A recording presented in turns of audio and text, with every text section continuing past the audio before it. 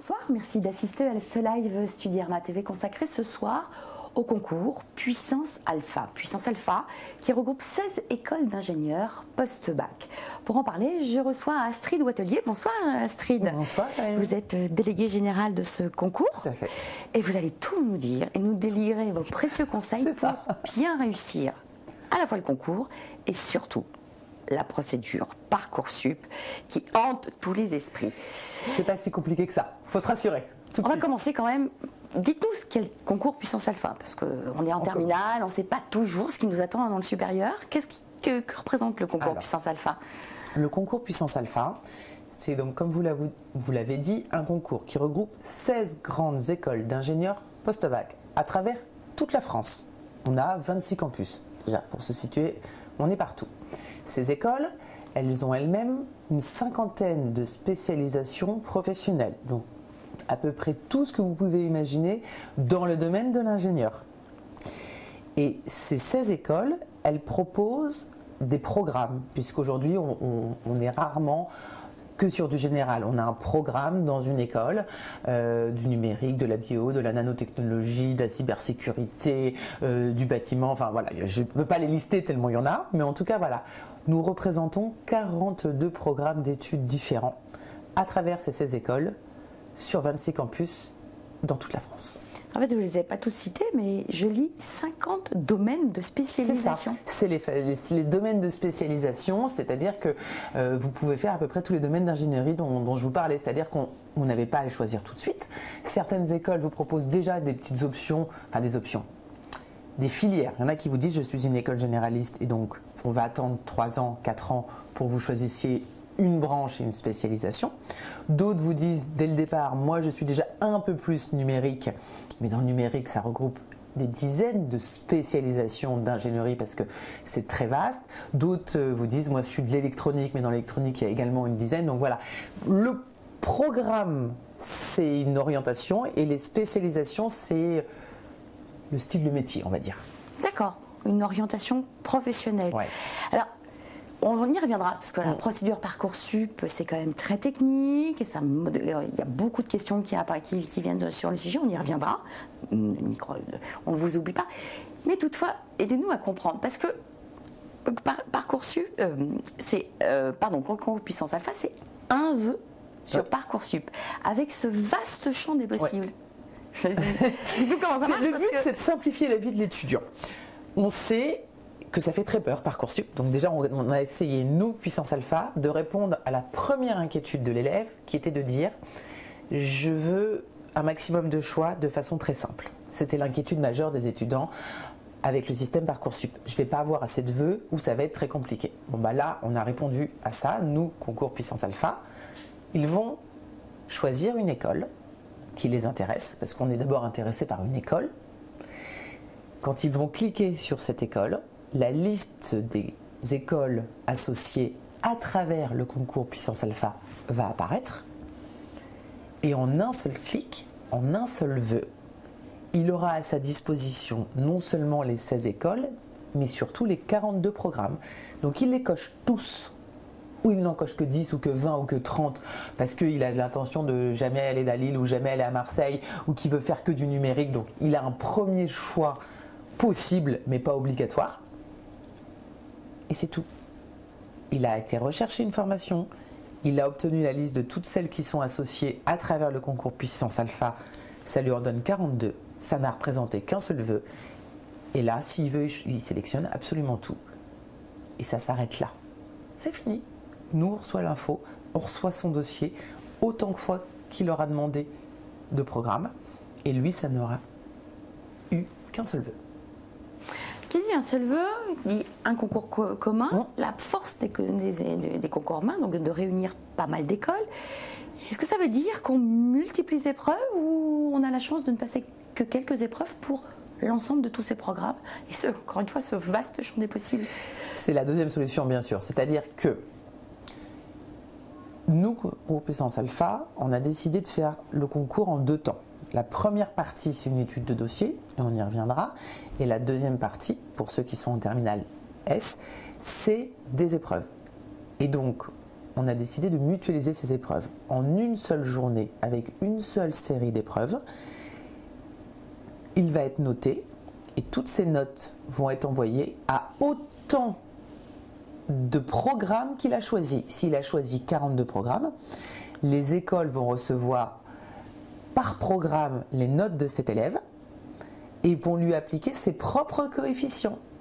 Donc en une seule journée d'épreuve,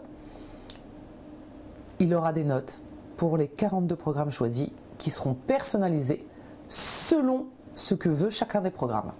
Je crois savoir que la note de personnaliser, c'est quand même propre à votre concours. On va revenir en détail sur ce sujet, exactement. parce que c'est très important à savoir. Vous avez répondu partiellement à la question de Léo, qui disait 42 programmes et 50 domaines de professionnalisation, comment faire pour choisir.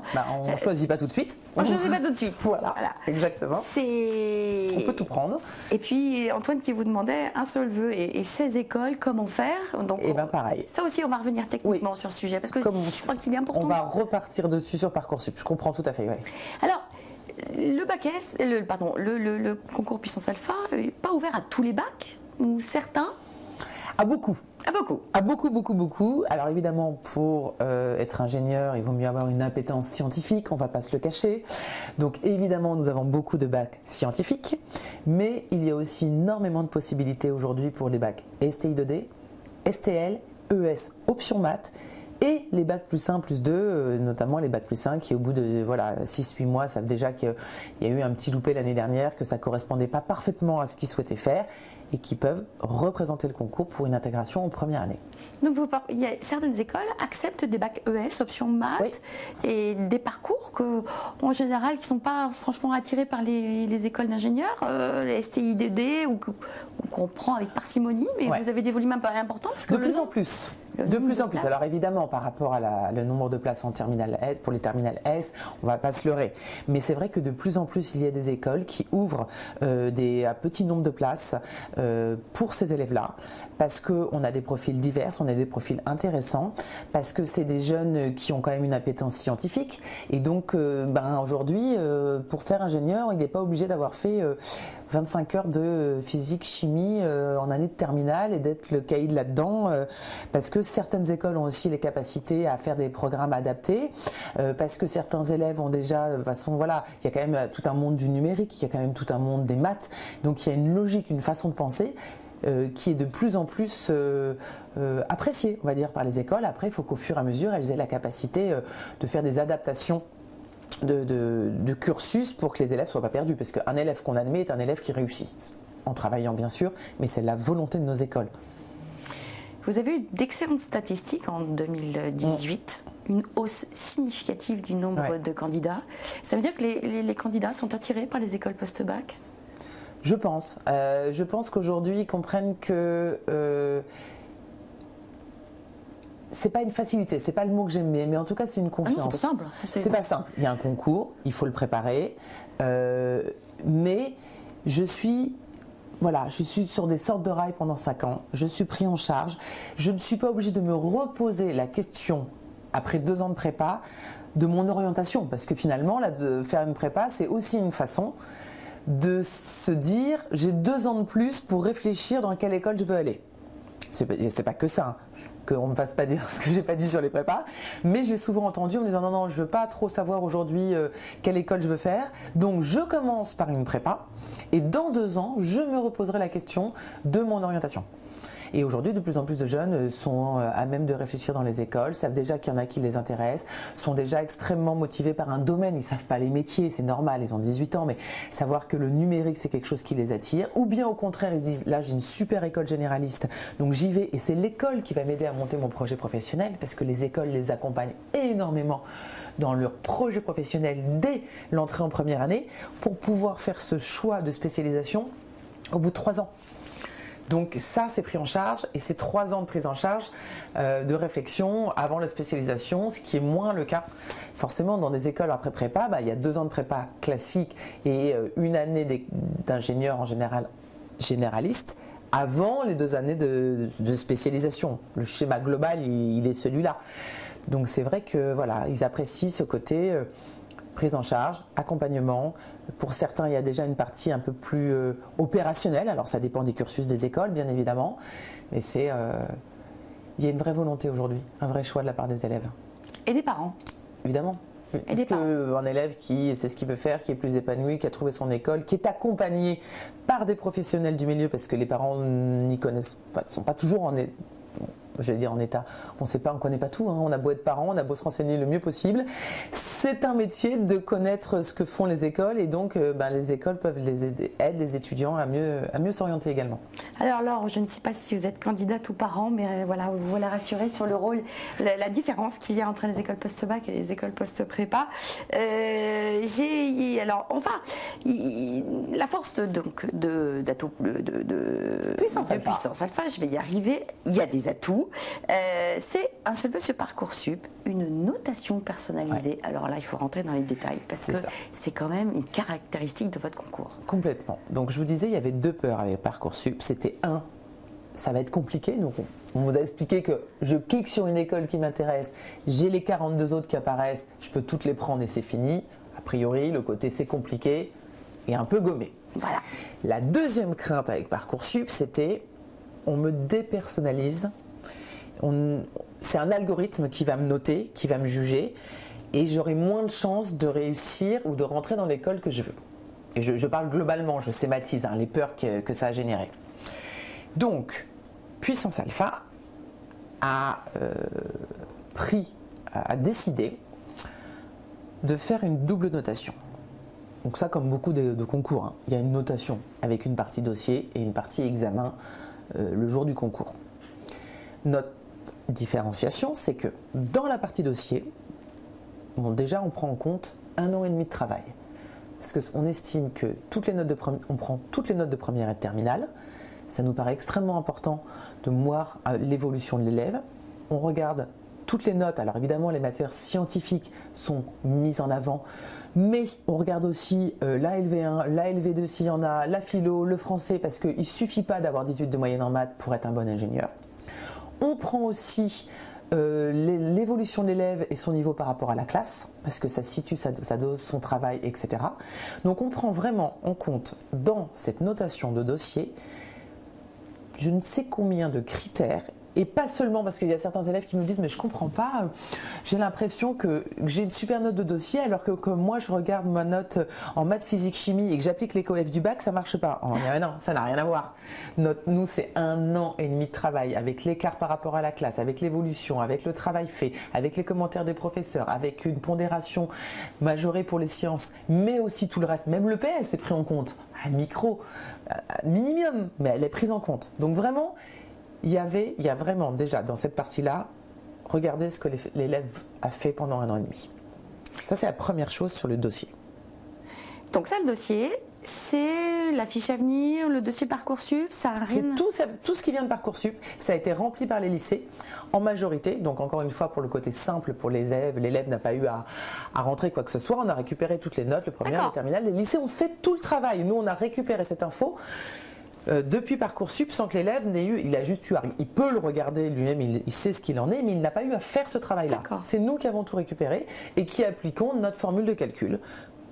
École par école, programme. Il y a d'abord cette note générale et ensuite sur cette partie dossier, chaque programme, et c'est là qu'on est dans l'extrême personnalisation, et je dis bien programme, donc les 42 programmes, pas les 16 écoles, les 42 programmes peuvent, selon ce qu'elles attendent d'un profil d'élève, personnaliser cette note de 30%.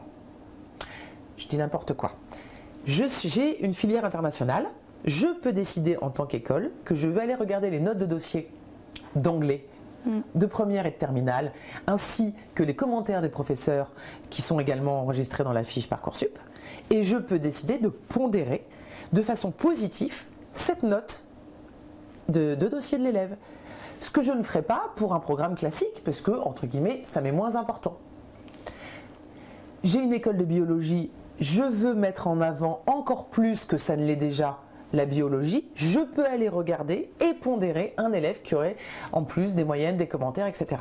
Chaque école, par programme, peut adapter la notation pour que, en fait, l'objectif, c'est que déjà dans cette partie dossier, il y ait la meilleure adéquation possible entre le profil de l'élève et le programme choisi. Et je parle bien de programme. Ça, c'est 50% de la note. On a déjà bien personnalisé. La c'est surtout. Voilà, oui, parce que pour l'élève, il n'a rien fait lui. Hein. Il va rentrer, voilà. Donc, la deuxième partie de la note, c'est la partie examen. Donc, dans la partie examen, pour les terminales S, comme je vous l'ai dit, c'est les épreuves écrites, maths, physique, chimie, bio, épreuves de personnalité et de motivation. Donc, jusque-là, il le passe une seule fois, on l'a déjà dit, et chacune de ces notes est envoyée au programme qu'il a choisi. Et là, chaque programme, individuellement, applique les coefficients qu'elle veut, ce qui fait qu'avec les mêmes notes d'écrit, chaque élève aura une moyenne aux examens différente. Et ces deux notes personnalisées donnent une note finale de l'élève pour chacun des programmes.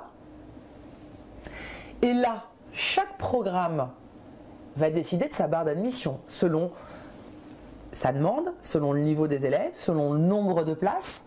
Il va décider si la barre d'admission c'est 10,70, 11,22, 14,9, j'en sais rien. Chaque programme choisit. Et tout ça va faire qu'un élève qui aura fait un vœu et qu'on aura un dossier sur Parcoursup aura une note différente pour son dossier, pour son écrit, pour un classement différent et une admissibilité différente. On a tout personnalisé pour que l'élève ait vraiment la meilleure adéquation possible avec les programmes et inversement. Parce que le but, c'est que plus il est en adéquation, plus derrière, normalement, il va avoir envie d'intégrer l'école sur laquelle il a été admis parce qu'il y a quand même quelque chose qui a bien connecté. D'ailleurs, on a un taux énorme d'intégration derrière, hein, les élèves, voilà. Et surtout, s'il veut dire intégration, dit réussite. Parce que comme je vous l'ai dit, un élève, nous, l'objectif, tout élève qui rentre, on avait beaucoup cette question pour les ES option maths ou les STU de DIC qui avaient peur de ne pas être au niveau et avec qui on disait mais si l'école vous a dit oui, c'est que vous l'avez. Parce que le but c'est d'avoir, sous couvert de travail bien évidemment, 100% de réussite. Donc une école ne va pas prendre le risque d'admettre un élève qu'elle ne jugerait pas au niveau, quitte à ce qu'il abandonne au bout d'un an, au bout de 2 ans, etc. Donc d'où cet énorme travail de personnalisation. Et ça, ce triple niveau de personnalisation entre le dossier, les coefficients de l'écrit et du coup le classement et la barre d'admission différente, on est vraiment, à ma connaissance aujourd'hui, le concours, le seul qui fait ce triple niveau de personnalisation. Théo qui nous suit demande si la notation personnalisée est c'est la même chose que la double notation. Alors, je ne sais pas exactement ce qu'il entend par double notation. La notation personnalisée, c'est pour la partie dossier. Il y a une note générale pour tout le monde, d'après l'algorithme que nous on a fait là, avec les notes de première terminale. Là. Et là-dessus, il y a 30%. Donc ça peut être une double note de. D'accord. Voilà. Alors est-ce que c'est ça qui dit double note je ne sais pas exactement ce qui veut dire double note de dossier. En tout cas, du coup, elle est différente par programme, si c'est ça qu'il entend, puisque chaque programme personnalise à sa façon, comme il veut, sur les critères qu'il souhaite, ça c'est un jury, la partie note de dossier. Estelle vous demande à partir de quand la note du dossier apparaît sur Parcoursup?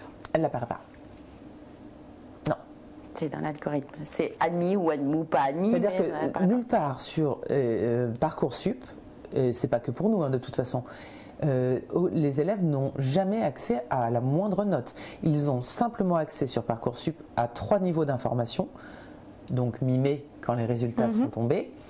On lui dira par formation qu'il a choisi s'il est admis ou en liste d'attente, et dans ces cas-là, il a son numéro sur liste d'attente ou non admis. C'est les seules et uniques infos auxquelles auront accès les étudiants. Les étudiants. Ça ne vient pas de nous, hein, ça c'est le système en lui-même. Alors Parcoursup a instauré le projet projet motivé. Ouais. C'est-à-dire qu'il faut faire un projet motivé par école et par programme? Alors, ce projet motivé, c'est une sorte de fiche à venir, lettre de motivation. Formation motivée. Voilà, formation motivée. C'est pris, nous, en compte à différents niveaux. Ça peut être pris en compte dans la personnalisation du dossier, quand chaque programme va aller regarder ce qui est écrit. Et ça peut être pris en compte si à la place des examens écrits, la partie examen dont je vous ai parlé, il y a des modalités pour les autres que S qui sont une étude de dossier complémentaire à ce niveau-là. Et donc à ce niveau-là, pour les autres que S, ils n'ont pas d'examen écrit. D'accord, c'est bien de le spécifier. Voilà, et donc les autres que S n'ayant pas d'examen écrit, les écoles font soit une épreuve orale, soit une deuxième étude de dossier qui n'a rien à voir avec ce qu'on a expliqué sur la première partie. D'accord, vous affinez sur des critères personnels. Et là, à ce moment-là, chaque école peut utiliser la lettre de motivation, le projet de formation motivé à ce moment-là, si elle le souhaite. Voilà. Donc, pour répondre à votre question, on sait aussi que voilà, faire un copier-coller d'une lettre de motivation en changeant le nom de l'école à chaque fois, ça a peu ou pas d'intérêt. On sait aussi repérer quand c'est les parents qui l'ont écrit à la place des enfants. On sait. Il n'y a pas de faute de français. Voilà, il n'y a pas de faute d'orthographe. Bon, la faute d'orthographe, si vous pouvez les éviter, on est mieux, mais bon, voilà. Je ne dis pas que ça ne sert à rien. On est beaucoup plus intéressé par avoir un élève qui nous dit voilà, j'ai 17 ans, je sais que je veux être ingénieur, je suis intéressé par le numérique, je suis intéressé par le domaine de l'aéronautique, je voudrais faire ceci pour telle raison, parce que du coup, on sait bien qu'il n'en choisit pas qu'une. Voilà, sauf s'il a une école dans sa vie qui nous l'écrit en gros, en large, en long et en travers. Vous êtes l'école de ma vie et je ne veux que vous. Et dans ces cas-là, il a intérêt à l'écrire. Voilà, il a intérêt à l'écrire en énorme sur la lettre de motivation. Et tant mieux si à ce moment-là, dans la double étude de dossier, l'école c'est un de ses critères parce qu'évidemment, ça a un impact. Mais globalement, on n'est pas complètement dupe de faire des copier-coller en changeant le nom ou d'être rédigé par les parents ou de façon schématique. C'est pas négatif, mais ça n'a rien d'extraordinaire. Alors que voilà, une vraie réflexion d'un élève qui nous explique l'ingénierie dans le numérique ou dans l'aéronautique ou par rapport à son expérience personnelle, c'est ce qui lui semble être appréciable aujourd'hui, ce pourquoi il s'intéresse à nos écoles, il y a de la crédibilité aussi, bien sûr. Donc, projet de formation motivé, dossier mouliné selon vos critères, le candidat est retenu, convoqué. Alors, on parle dans le cadre des bacs S. Vous avez expliqué que c'est dossier plus oral. Non, il n'y a pas d'oral. Dossier plus examen pour les bacs S. Non, mais pour les autres. Les autres que S, ça peut être un oral en partie examen ou une deuxième étude de dossier et qui a des critères bien différents. Pour la sélection des bacs S, y en a-t-il qui sont convoqués à des écrits? Alors, tous sont convoqués aux écrits. Pour les bacs S, il n'y a aucune élimination par mauvais dossier, si c'est ça la question. Parce qu'il y a beaucoup de gens qui nous disent, parce que ça arrive dans d'autres concours, on fait une première étude de dossier et j'en éjecte toute une partie dont j'estime qu'ils n'auront jamais le niveau. Ça, nous, on ne le fait pas du tout. Notre idée, c'est de dire, ok, si tu as un dossier faible, ça va être compliqué, mais si tu as une super réussite au concours, c'est aussi une chance. Ça montre que tu es capable de bosser à un moment donné. Donc, on n'élimine personne pour mauvais ou pour dossier insuffisant, contrairement à d'autres.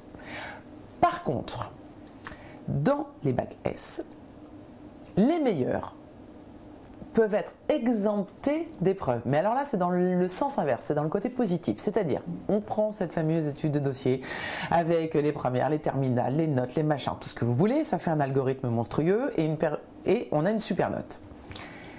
Tout élève qui est déjà extrêmement bon sur 1 an et demi de travail par rapport à nos critères, ce dont on vient de parler, on estime que on le récompense entre guillemets et on lui dit quoi qu'il arrive, tu seras classé au-dessus. Tu fais partie des grands classés. Et les autres viendront passer leurs épreuves écrites et seront classés juste en dessous de toi selon leur réussite, etc. Donc ça veut dire que quoi qu'il arrive, voilà, après ça dépend combien d'écoles, le nombre d'admis dans chaque école, mais en tout cas tu fais partie des premiers classés. Et comme tu as bien travaillé pendant 1 an et demi, on t'exempte d'épreuves, en supposant aussi que de toute façon c'est des élèves qui vont eux aussi avoir 15, 16, 17 de moyenne aux écrits, puisque c'est les moyennes qu'ils ont récupérées pendant 2 années. Justement Adrien vous demande, les grands classés et Parcoursup, comment ça marche? Alors ça n'a aucun... Il n'y a pas de problème de corrélation, parce qu'en fait sur Parcoursup, l'élève fait un vœu, nous on récupère les dossiers et on ne fait mimer que donner un classement. Donc l'élève sera déclaré, et le classement, nous on donne un classement général, après chaque école comme je vous l'ai dit, met sa barre d'admission. D'accord. Donc c'est là qu'il sera admis en liste d'attente ou non admis, enfin il ne peut pas être non admis en étant classé. Par école, ou pas admis, ou refusé. Par programme même. Par programme. Par programme. Voilà. Il faut être ingénieur pour comprendre. Oui, alors ce qu'il faut retenir pour l'élève, c'est que lui, il n'a rien à faire et qu'on a tout personnalisé. Voilà. Il y a des ingénieurs qui ont bossé derrière. Il y a des ingénieurs qui ont fait des algorithmes, des machins, des trucs dans tous les sens. Lui, il fait un vœu, il coche 42 programmes s'il a envie de cocher les 42 programmes s'il est en terminale S. Il viendra passer une série d'examens le dernier week-end d'avril. Voilà. S'il n'est pas grand classé. Et c'est tout ce qu'il a à retenir. Nous, on personnalise et on fait tout. Ce qui fait que mi-mai, il pourra être, en ayant eu un dossier unique et une série d'examens uniques, admis dans certains programmes, liste d'attente numéro 2 sur d'autres ou numéro 500 ou non admis. Et ce, en ayant fait une seule démarche. Il y a beaucoup de questions qui portent sur les épreuves. Quelques mots sur les épreuves écrites quand ils sont convoqués aux Pour tous les terminales S, les épreuves écrites sont le programme de terminale S. Mais vraiment, ça a été fait par des professeurs de terminale S qui se sont parfaitement adaptés à chaque modification au fur et à mesure des années, du programme de chaque année, etc.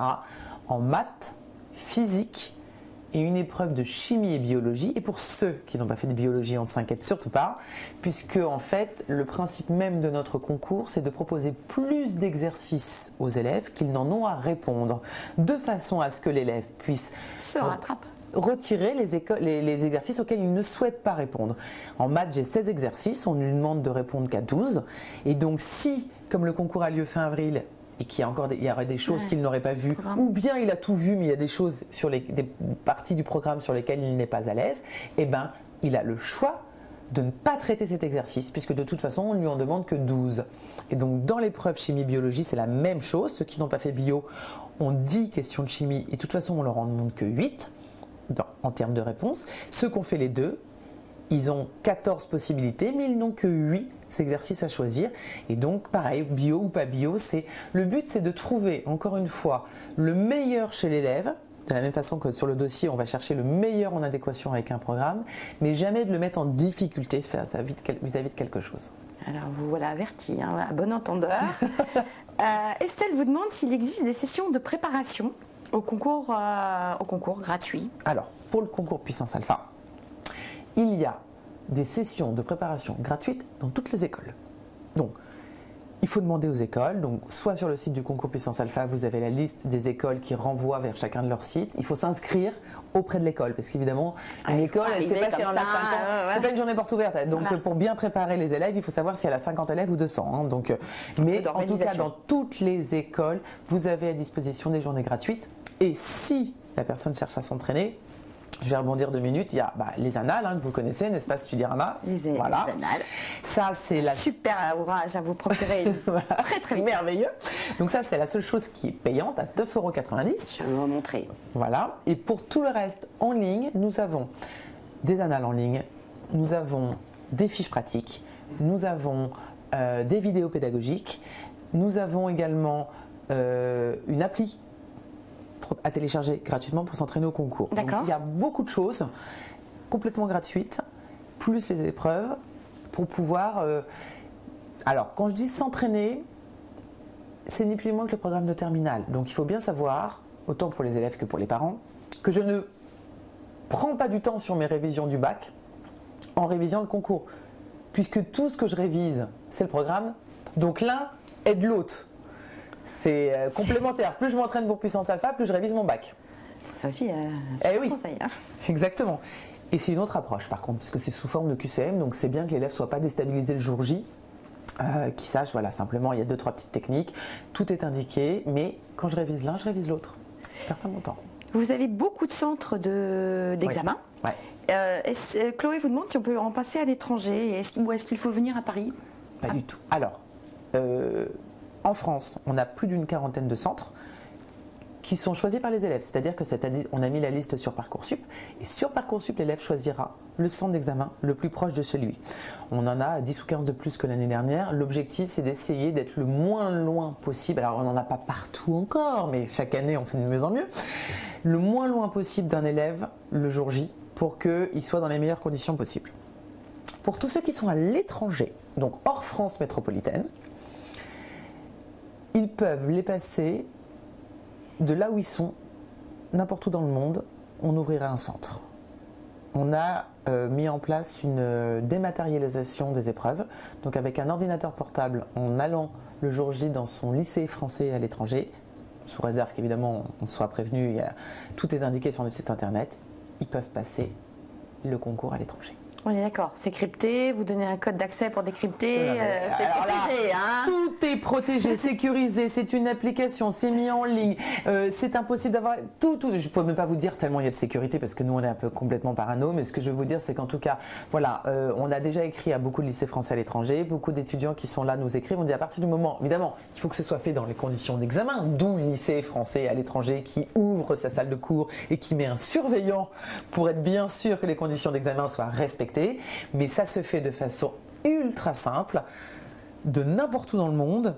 À partir du moment, voilà, on est prévenu, on se met en accord avec le lycée. Il y a des lycées il y a déjà plein de lycées qui ont pris contact avec nous pour 1, 2, 3, 4 élèves qui ont dit, moi je suis déjà intéressé, avec qui on a dit, bah voilà, on va le faire, on va tout mettre en place pour toi et donc tu te pointeras le jour J, tu feras tout sur ordinateur parce que la grosse problématique de l'étranger, c'était de pouvoir envoyer les copies à temps, sécuriser, les récupérer, bref. Là, on n'a plus tout ça. Oh, effectivement, Joulou, vous avez raison de nous le rappeler, nous n'avons pas parlé du coût du concours. Parce que finalement, 16 écoles, un seul vœu sur Parcoursup, 16 écoles, un seul concours, un seul déplacement en l'occurrence, finalement. Et y a-t-il un prix global? Parce que... Il y a un prix unique. Quel que soit le nombre de programmes choisis et le nombre de notes qu'on va vous mettre et le nombre de classements de programmes que si vous avez 42 classements différents, vous n'avez... Peu importe. Pour les terminales S, c'est un coût de 120 € pour la partie dossier et l'organisation du concours le jour J. Et pour les terminales autres que S, c'est un coût de 50 €. Puisque c'est souvent une double étude de dossier, d'où l'intérêt. Et pour tous les boursiers, c'est gratuit. Ah, c'est une question. Il y a beaucoup de questions sur les boursiers. Et ben voilà. Sur le concours, est-ce qu'il est ouvert aux boursiers? Est-ce qu'ils payent? Parce que tout est gratuit. Tout est gratuit. Alors, plus qu'à réussir maintenant. Non, c'est gratuit pour s'inscrire. C'est un seul vœu, j'ai accès à tout. 90% des entraînements, des moyens de s'entraîner sont gratuits ou alors c'est 9,90 €. Je pense qu'on a mis, voilà, non mais je rigole mais ça va dans l'esprit de ces écoles aussi. C'est bien de la rappeler. Ces écoles ont vraiment pour but d'ouvrir un maximum d'élèves, de ne pas cloisonner à certaines CSP+, plus averties que d'autres, tout comme ils ont fait un choix de ne pas être cloisonnés qu'au terminal S. Enfin, il y a une vraie volonté de la part des écoles du concours Puissance Alpha d'ouverture globale. D'ailleurs, c'est des ESPIG pour la plupart. ESPIG. ESPIG, c'est-à-dire qu'elles sont reconnues à but non lucratif et d'intérêt général. Ça veut dire... C'est une philosophie. Je ne dis pas que c'est gratuit, ce n'est pas des écoles gratuites, on l'entend, il y a un coût de scolarité. C'est des écoles associatives qui ont une philosophie globale. Ça démontre une philosophie. Pour faire simple et pour parler aux parents et aux élèves, c'est ça qu'il faut retenir. Ça démontre une philosophie d'accueil global, d'ouverture et d'intérêt général, de formation, d'accueil. Mais privées ou associatives, elles ont un label CTI, elles sont habilitées par la CTI. Alors vous avez raison. Il faut le rappeler. C'est pas parce qu'on est privé que... Ah non, mais c'est tellement la base, mais bien sûr. Mais c'est bon de le rappeler. On parle d'écoles d'ingénieurs depuis le début, mais ne sont écoles d'ingénieurs que les écoles ayant le label, et là je me permets de le remontrer, qui est écrit ici, CTI. CTI, c'est ce qui délivre un titre d'ingénieur. Sinon, je n'ai pas un diplôme d'ingénieur, j'ai autre chose. Mais ça ne s'appellera pas diplôme d'ingénieur si je n'ai pas ce petit label CTI. Alors, Mathilde réagit. Merci Mathilde de réagir. Concours gratuit pour les boursiers. Merci. Écoutez, sans problème. Pardon. Donc, je pense qu'il est temps quand même de rappeler les grandes lignes du concours Puissance Alpha, puisque ce live touche bientôt à sa fin. Un vœu, un concours. Rappelez-nous vraiment dans les grandes lignes, en 2 mots, les grandes particularités du concours Puissance Alpha. Cherche une école sur Parcoursup, parce que c'est toujours lié à ça. Une école qui m'intéresse. Cette école, si elle est liée au concours Puissance Alpha, on va me donner la liste de tous les programmes du concours Puissance Alpha. Donc dans les 16 écoles, il y a 42 programmes. Et cela ne représentera qu'un seul vœu sur Parcoursup. Donc je coche les 42 ou 10 ou 20 ou 30, je fais ce que je veux, c'est un seul vœu. Deuxième particularité, Puissance Alpha personnalise chaque notation. Donc si j'ai choisi 42 programmes en un vœu, j'aurai 42 classements différents fin mai. Donc si ça se trouve, je serai classée et admise 42 fois, ou bien je serai admise 20 fois et 18 fois sur liste d'attente et 3 fois refusée. Mais en tout cas, on aura tout personnalisé, et ce de façon simple pour l'étudiant, parce qu'il lui n'aurait rien eu à faire.